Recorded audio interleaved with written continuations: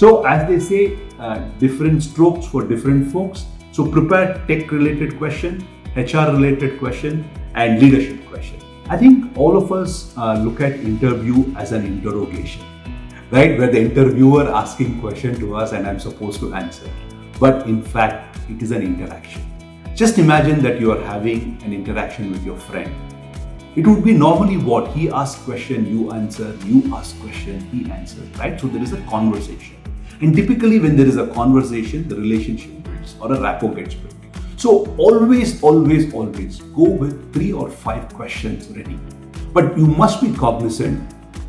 You ask tech-related question to the technical person if he's interviewing, HR-related question to the HR person. Please don't ask tech question to a HR person, vice versa, because it could be a little more intimidating. Few things that you can ask a tech question, it could be, what is the tech stack that you're working for? When was the last product release that was happened? What kind of new technologies that you want to implement in the organization? If you had an opportunity to interact with the HR person, you can ask, what is the work from home policy looks like? What kind of developmental plan that HR follows in this organization? Something which is very neutral, don't be too specific, something which can be asked at this stage. And if you happen to meet a founder, like many of you might do in a startup companies, I think questions like, what is the problem statement that you are solving?